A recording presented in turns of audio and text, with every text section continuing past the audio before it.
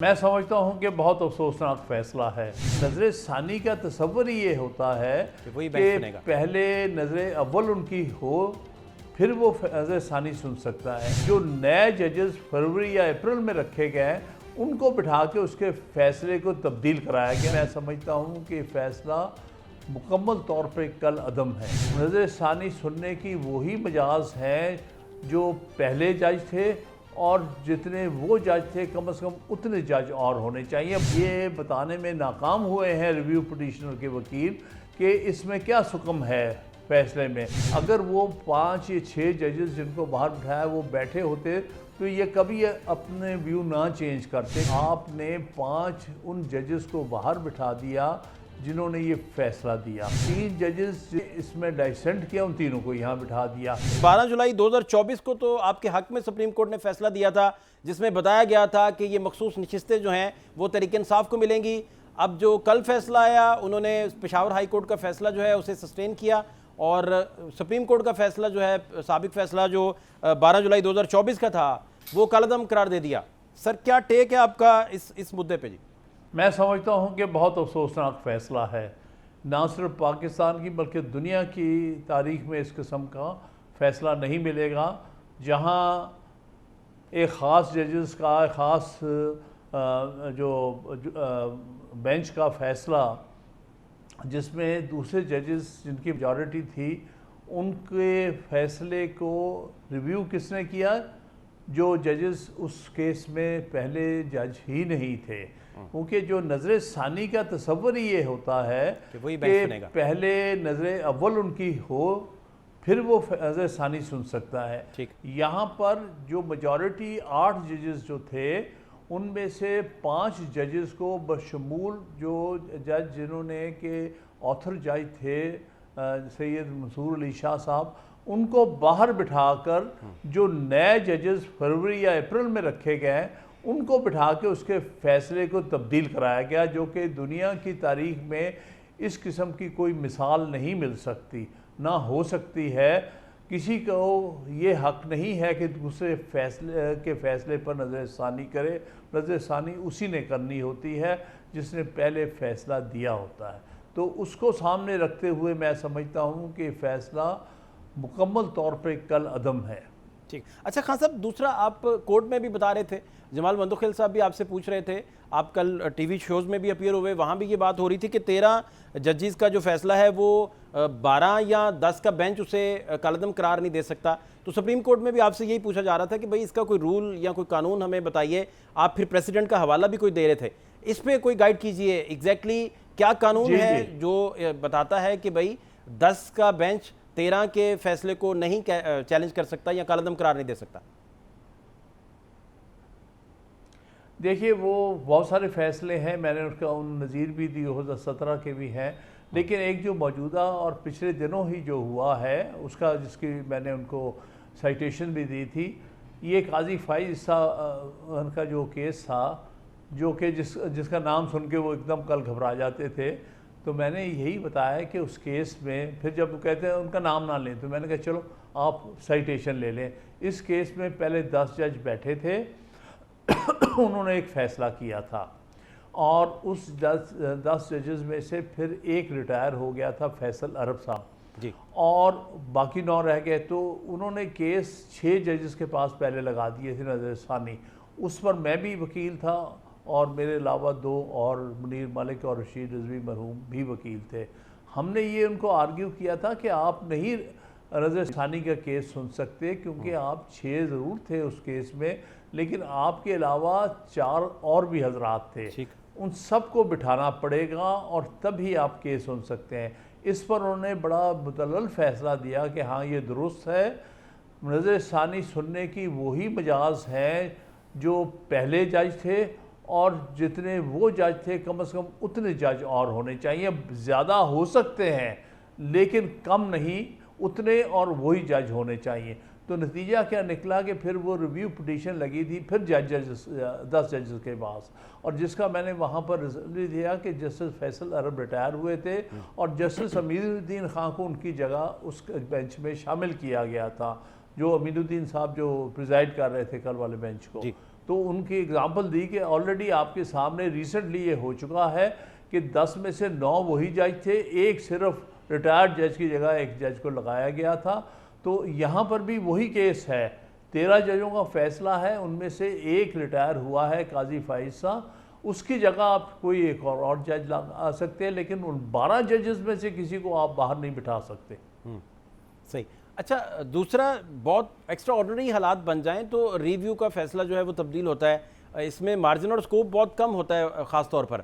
تو آپ کیا سمجھتے ہیں، آپ کا ایک بہت لمبا چوڑا وسیع ایک پریکٹسنگ آپ کا ہے، اور ایون جج صاحبان بھی آپ کو بتا رہے تھے، کاکڑ صاحب بھی کہہ رہے تھے کہ آپ کے شاگرد رہے کسی فورم پہ، بہت ساری باتیں وہاں ہوئیں.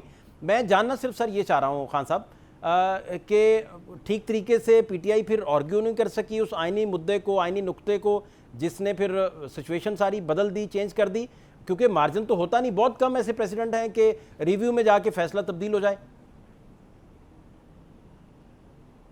اس پر بہت ساری نظیریں پیش کی تھی میرے علاوہ، جو مجھ سے علاوہ 2 اور ایک پی ٹی آئی کے اور ایک ایس آئی سی کے وکیل تھے، فیصل صدیقی اور سلمان اکرم راجہ.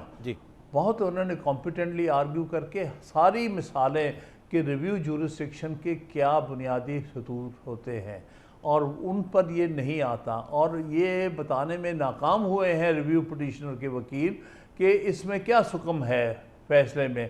صرف اسکوپ اتنا ہوتا ہے کہ جس کو انگریزی میں کہتے ہیں کہ mistake or error on the face of the record, اگر وہ شو کریں تبھی ریویو ہو سکتا ہے.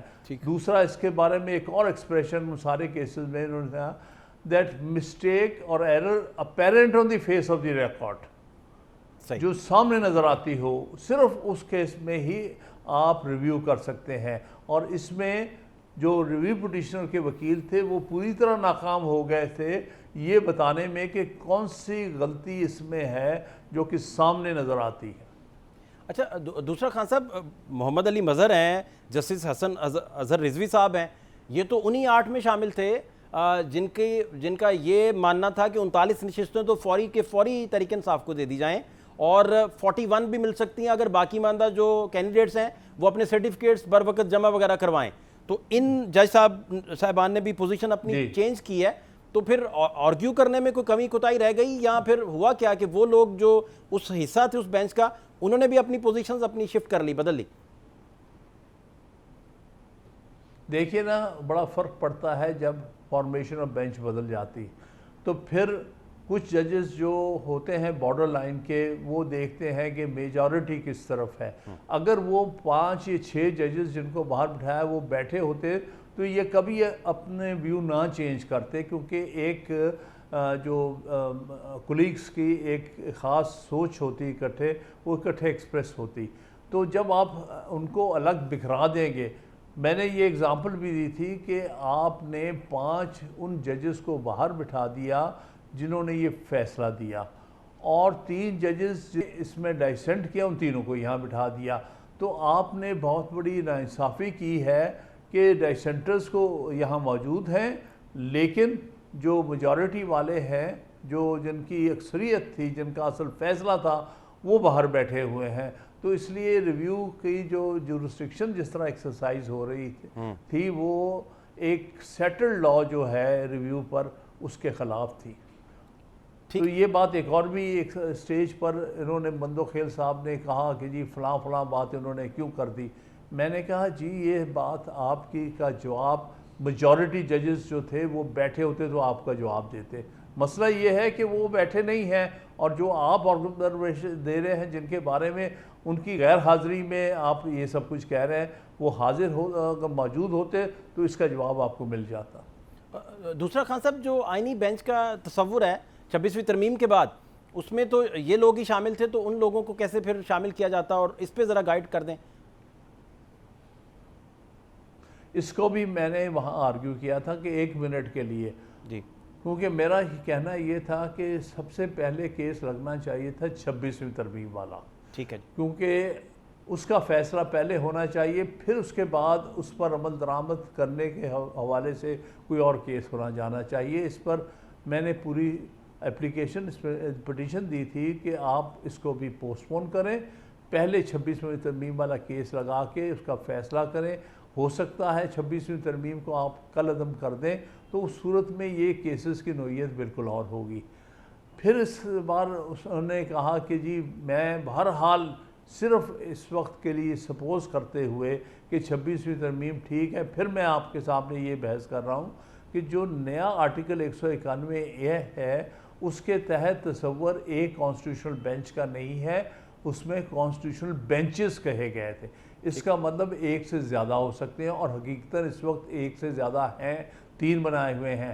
تو میں نے کہا کوئی امر مانے نہیں تھا کہ آپ ایک اور بینچ بنا کے ان سارے 5 ججز کو اس میں شامل کر لیتے، بلکہ 6 ججز کو اس میں یا آفریدی صاحب بھی ممبر تھے ان کو بھی بٹھایا جاتا.